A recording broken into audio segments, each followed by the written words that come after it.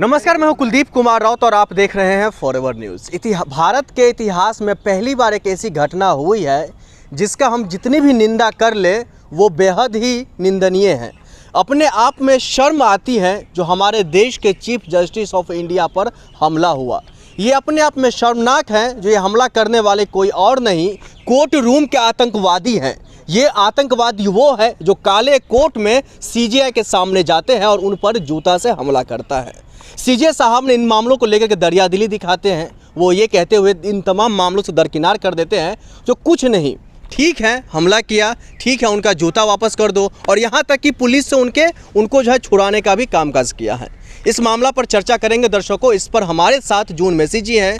हर एक मामलों को लेकर के बेबाकी से अपना बयान रखती हैं, सरकार के तमाम नीतियों से भी सवाल जवाब करती हैं और साथ ही साथ ये इन मामलों को लेकर के तमाम मीडिया चैनलों पर बयान देने का कामकाज करती है। जून मैम, आपका बहुत बहुत स्वागत है। बहुत धन्यवाद। हमारे देश में मतलब आज़ाद भारत के इतिहास में इस तरह की कोई घटना नहीं हुई है। संसद में हमला हुआ, किसानों पर अत्याचार हुआ, महिलाओं पर मणिपुर पर अत्याचार हुआ, तमाम चीज़ें हमने देख लिया। लेकिन ये सीजीआई पर हमला होना किस तरीके से और कैसी मनोदिशा दर्शाती है देश के लिए और ख़ास तौर पर सुप्रीम कोर्ट के लिए? पिक्चर तो अभी बाकी है मेरी दोस्त। ये डायलॉग सुना है तुमने? हाँ, ओम शांति हम में डायलॉग था कि इन्हीं की जो सरकार में सब कुछ तो तुमने काउंट करवा दिया। मणिपुर देख लिया, किसान देख लिया, ये देख लिया, वो देख लिया। अब पिक्चर तो अभी बाकी है। अब तो सीजीआई को देखा है तुमने। हाँ, इनकी बार बार जो ये लोग कर रहे हैं ना, ये करके बस यही दिखा रहे हैं कि वो मनुवाद को किस तरीके से आगे बढ़ा सकते हैं। आप बताइए, सीजीआई के जो सुप्रीम कोर्ट में लोग जाने से डरते हैं, सुप्रीम कोर्ट को देखते साथ लोगों के अंदर खौफ पैदा हो जाते हैं, लेकिन वही सुप्रीम कोर्ट के अंदर जज के ऊपर जूते फेंक देते हैं और उसके बाद कोई बोलने वाले नहीं है। और सुप्रीम कोर्ट के जज के ऊपर जब जूते फेंकते हैं लेकिन उसको छोड़ दिया जाता है। दरिया दिल तो जज साहब ने दिखाए। सरकार क्या कर रहे हैं? उनके ऊपर एनएसए क्यों नहीं लग रहा है? जब सोनम वांगचुक के ऊपर इन्होंने तुरंत ही एनएसए लगा देते हैं। जो इंसान देश के लिए कुर्बान है, जो इंसान देश के लिए सब कुछ दिया है, उन्होंने आर्मी के लिए टेंट दिया, देश के लिए अवार्ड लेके आए हैं, लद्दाख जैसे एरिया के अंदर पानी दिया है, उसके बाद उस इंसान के ऊपर एनएसए लग जाते हैं। लेकिन जो जूता, एक मिनट, जो जज साहब के ऊपर जूते फेंकते हैं उनके ऊपर एनएसए नहीं लग रहा है। कब लगेगा एनएसए? एक मिनट रुकना। हाँ, कब लगेगा एनएसए भाई? कब लगेगा? उनको ऐसे छोड़ दिया जाता है। 71 एज है उनकी, बुढ़ा है। अब बुढ़े को इतना जोश आ गया कि जूते फेंक देते हैं। बताओ, इस बुढ़े को छोड़ देना चाहिए। लेकिन सवाल ये भी खड़ा हो रहा है, जो अशोक जिनका नाम था किशोर है, वो ये कहते हुए दिखाई दे रहे हैं सनातन का हम अपमान नहीं सहेंगे, चाहे सड़क पर हो, संसद में हो या फिर कोर्ट के अंदर क्यों ना हो। ए बुढ़े, तुझे इतना सनातन का अगर रक्षा ही करना था तो सनातन का रक्षा करते हो। जब बेटियों के साथ बलात्कार होते तो बुढ़ा कहाँ छुपा हुआ था? कहाँ छुपा हुआ था तब? जो कहते हैं कि सनातन का अपमान नहीं सहेगा हिंदुस्तान, जो कह रहा है वो कह रहे पकड़ते टाइम उसने ये बात कहा, यानी कि बचने के लिए वो सनातन का नाम ले रहे। सनातन क्या सिखाते हैं? सनातन महिलाओं को सम्मान करना के सिखाने की बात कहते हैं ना। लेकिन तुम कर क्या रहे हो? जब इस देश के अंदर महिला के साथ बलात्कार होते तो सनातन को ये मानने वाले जो है ये कहाँ चुप जाते हैं? जब देश की बेटियों को नंगा करके घुमाते हैं, सनातन का मानने वाले जो कह रहे हैं इनको अपमान नहीं बर्दाश्त करेंगे, ये कहाँ थे तब? और जब बेटियों के साथ रातों रात जला दिया था उस तब ये सनातन को मानने वाले बुढ़ा कहाँ गया, चला गया था? कहाँ चला गया था? इनके सपोर्ट में तमाम लोग जो आ रहे हैं उनसे भी मैं सवाल करना चाहती हूँ। जो तुम लोग कह रहे हो कि अब तुम लोग उनकी सपोर्ट में आ रहे हो, सीजीआई को जूते मारने की सपोर्ट में आ रहे हो, यानी कि तुम लोग दलित विरोधी हो। सीजीआई कौन है? एक दलित समाज से आए हुए व्यक्ति है। आज सीजीआई, अगर सीजीआई बने हैं तो दलित समाज के लोग अगर सीजीआई बन सकते तो संविधान ने अधिकार दिया। अगर ओबीसी प्रधानमंत्री कहते हैं ना, प्रधानमंत्री ओबीसी समाज से है, अगर बने हैं तो किसकी वजह से? संविधान की वजह से। अगर आदिवासी राष्ट्रपति बन के बैठे हैं ना तो संविधान की वजह से। इसमें एक सवाल निकल के आता है, आपने दलित का जिक्र किया है, ये भी सोशल मीडिया पर काफी वायरल हो रहा है। एक सवाल काफी मतलब चर्चित है, किसी भी सोशल प्लेटफॉर्म चले जाइए, दलित होने की वजह से उन पर हमला हुआ, या उन्होंने जो टिप्पणी की थी सनातन धर्म को लेकर के उसको लेकर के हमला हुआ, या फिर विष्णु भगवान को लेकर के जिस तरीके से उन्होंने कहा था, जो उनसे जाकर के पूछ लो, इन मामलों को लेकर के हमला हुआ। लोग सवालों का जवाब ढूंढ रहे हैं। सवालों का जवाब एक ही है कि दलित होने की वजह से उनके ऊपर हमला हुआ है। ठीक है, बाकी और कुछ नहीं है। ये सनका हुआ है, ये बुढ़ा चटिया गया है पूरी तरीके से। इनका दिमाग की संतुलन खराब हो गया था, इसीलिए इस तरीके की हरकतें कर रहे थे। ये कह रहे कि दिव्य शक्ति ने इनको सोने नहीं दे होते ना, भगवान किसी का बुरा नहीं करते। ये क्या कर रहा है? ये क्या करा है इन्होंने? जज साहब के ऊपर उन्होंने जूता फेंका और उसके बाद वो उनको बच जाना चाहिए। लेकिन कई ऐसे सारे लोग हैं जो ये भी कहते हुए दिखाई दे रहे हैं जो अगर सनातन का अपमान करेंगे तो वाकई में नहीं सहेंगे। वो तो कोर्ट रूम के अंदर है, कोर्ट के बाहर है तो उन पर हमला होता। कौन अपमान कर रहा है? ये जो सहने वाले जो कहते हैं ना कि बिकिनी पहनने से, जब दीपिका पादुकोण बिकिनी पहन लेते तो इनके भावना आहत हो जाते, तब आहत नहीं होते जो महिला को नंगा करके घुमा लेते। वो तो कुछ पहन के घूम रहे हैं ना, तब ये सनातनी कहाँ चले जाते हैं? पूछिए ना इन सनातनियों से जाके कि तुम लोगों का तब भावना कहाँ चले जाते जब महिला को नंगा करके घुमाते, तब वीडियो देखते रहते हो तुम लोग, तब तुम्हारी भावना आहत नहीं होते, तब तुम्हारी भावना आहत नहीं होते। जब बेटियों को दौड़ा दौड़ा के मारते हैं तब तुम्हारी भावना आहत नहीं होते। कहाँ चले जाते तुम्हारी तब भावना? आज तुम सनातन के नाम कह रहे हो, सनातन के यही सिखाते हैं। इस देश की मिट्टी में है ना, इस देश की मिट्टी में हमें प्यार सिखाए और तुम लोग क्या कर रहे हो? तुम हिंसा करना सीख रहे हो, तुम हिंसा कर रहे हो और उसके बाद तुम सनातनी बनते हो अपने आप में। सनातनी हमें यह सिखाते। कौन सा सनातनी बताइए? बताइए ना कौन सनातनी की बात कह रही है? लोग यही सनातनी की बात कर रहे हैं जो मस्जिद के नीचे मंदिर ढूंढने में लगे रहते हैं। हमारी भगवान इतना कमजोर है कि किसी की मस्जिद के नीचे छुपा रहेगा?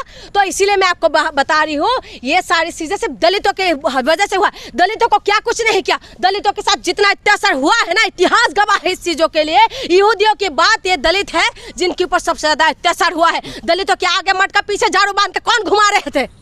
बताइए कौन घुमा रहे थे? यही लोग थे या मुगल आए थे या ब्रिटिश लोग आके घुमाए थे? यही लोग थे ना कि महिलाओं को स्तन ढकने के लिए टैक्स कौन लगाते थे? यही लोग थे या ब्रिटिश थे या मुगल थे जो ये लोग कहते हैं? कौन थे ये लोग? आपको मैं बता दूं, ये आज जो मूछे रखने से जो दलितों को तुम मारते हो, जो तुम हाथ काट देते हो बुलेट चलाने से, और महिलाओं को शादी करके लाने के बाद पहले तुम अपना हवस पूरा करने के लिए लेकर जाते थे, वो रीति रिवाज किसने बनाया? किसने बनाए रीति रिवाज? और उसके बाद तुम कहते हो सनातनी। तुम अपने आप को सनातनी मानते हो? जिस देश के अंदर देवी माना जाता है महिला को, तो तुम्हारे सनातन कहाँ घुस जाते हैं उस वक्त? और आज तुम कहते हो कि सनातनी हो तुम। लेकिन जून जी यहाँ पे एक और सवाल खड़ा हो रहा है, अगर किसी पर हमला होता है या किसी महिलाओं पर हमला होता है, अगर वो मामला काफी चर्चित हो जाता है तो उनका हम लोग सामने देखते खुलेआम एनकाउंटर होता है, चाहे उत्तर प्रदेश, मध्य प्रदेश, बिहार या किसी भी राज्य में। तो क्या ये दृश्य इनको लेकर देखने को मिलेगा? क्योंकि चीफ जस्टिस ऑफ इंडिया पर हमला होना मतलब देश पर हमला होना, मतलब संविधान पर हमला होना। कौन सी ख्यालों में हो? पत्रकार हो ना, कौन सी ख्यालों में बैठे हुए हो? एनकाउंटर हो जाएगा इनका? हाँ, जूते भी वापिस हो गया। और उसके बाद तुम क्या कहते हो? ये नफरत फैलाने वाले जो मोदी जी को खुद ट्वीट करने में कितना टाइम लग गया? रात को 8 बजा दिया। पूरा सुबह दिन दोपहर को हुआ था ये कांड, जो 12 बजे का बताते हैं शायद मीडिया रिपोर्ट में जो बता रहे हैं। उसके बाद पूरा टाइम सोचने में लग गया है, गणित लगाने में लग गया कि क्या करा जाए, अब उगले या निगले, क्या करा जाए। उसके बाद इनको ये लगा कि नहीं, ट्वीट करना सही है, क्योंकि बिहार के अंदर जो है ना चुनाव है, बिहार के अंदर यादव वोट है, बिहार के अंदर पासवानों का वोट है, दलित समुदाय के लोगों का वोट है। तो इनको ये लग रहा था कि भाई कुछ तो करना ही पड़ेगा। जब भी मोदी जी का ट्वीट आ गया तो धराधर सबका ट्वीट आ गया। कानून मंत्री चुप क्यों बैठे हुए थे? कानून मंत्री किस बात के लिए बैठे हुए थे? सीजीआई के ऊपर हमला होता है और उसके बाद कानून मंत्री का ट्वीट नहीं आता। पत्रकार है, आप एक सोशल एक्टिविस्ट है और यहाँ तक कि आप एक महिला हैं, तमाम मुद्दों को परख रखती हैं, तो क्या लग रहा है ऐसे जो काले कोट के अंदर में बैठे आतंकवादी हैं, गुंडे हैं, मवाली हैं, इनका जगह जेल में है या फिर खुलेआम अपने घर पर बैठकर मीडिया में बैठ देना है? बाकी सोशल एक्टिविस्ट को डालो अचार डालने, ठीक है, पत्रकारों को भी डाल दो अचार में। मैं एक महिला हूँ, सबसे बड़ी बात है। अब महिलाओं की हक और अधिकार को देने वाला भीमराव अंबेडकर है। संविधान ने हमें अधिकार दिया। जो मैं बोल रही हूँ ना, जो मैं मुंह चला रही हूँ, ये संविधान की वजह से है। और संविधान ने हमें अधिकार दिया है, और संविधान ने क्या अधिकार दिया तभी तो हम बोल पा रहे हैं। और उस संविधान के ऊपर हमला है, और इनका वही संविधान महिला के साथ जब बलात्कार होते, यही काले कोट वाले है ना, उन बलात्कारियों को बचाने के लिए तिहाड़ पहुंच जाते हैं। नाम बताऊं क्या?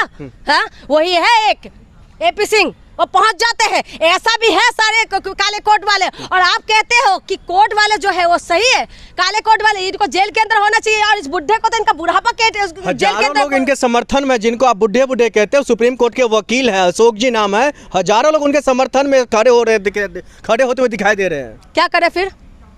हजारों लोग खड़े हैं तो हजारों, जो गलत करेगा तो हजारों लोग उनके साथ खड़े हो जाते हैं।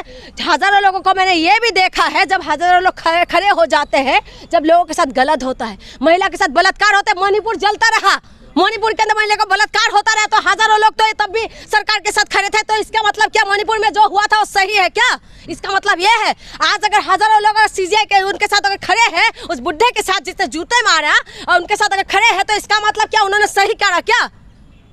अगर तुम अपनी मर्यादा में नहीं रहोगे तो हम भी मर्यादा में क्यों रहे? ठीक, क्यों रहे अमर्यादा में? इसीलिए मैं कह रही हूँ कि उनको जो है उनकी पर एनएसए लगना चाहिए और उनको जेल के अंदर होना चाहिए। काले कोट पहनने का मतलब ये नहीं है कि तुम्हें कानून पूरी तरीके से छूट दे दिया। गगई साहब ने तो ये बहुत बड़ा वो दिखाया कि उन्होंने जो है बड़ापन दिखाया कि एक्शन नहीं लिया, लेकिन इनके ऊपर एक्शन होना चाहिए क्योंकि जज को हमने देखा है कि ये जज सबसे अलग है। ये ना तो उनकी चंद्रचूड़ जी के जैसे है, ना तो राज्यसभा जो सांसद बन गया था, ना उनकी जैसे है। ये दलित समाज से आए हुए व्यक्ति है, इसीलिए उनका मान सम्मान और होना चाहिए। ठीक है, बहुत शुक्रिया बातचीत करने के लिए। लेकिन देखना यही होगा जो जिस तरीके से तमाम लोग सोशल मीडिया से लेकर के मीडिया तक, सड़क से लेकर के तमाम जगहों तक सवाल तो उठाते हुए नजर आ रहे हैं, लेकिन कार्रवाई के नाम पर क्या हो रहा है ये तो खैर आने वाले वक्त में ही पता चलेगा, क्योंकि अभी तक जो जिस तरीके से मामला निकला है इसमें कुछ खास पॉइंट नजर नहीं आ रहा है। आप देख रहे थे फॉरएवर न्यूज़। नमस्कार।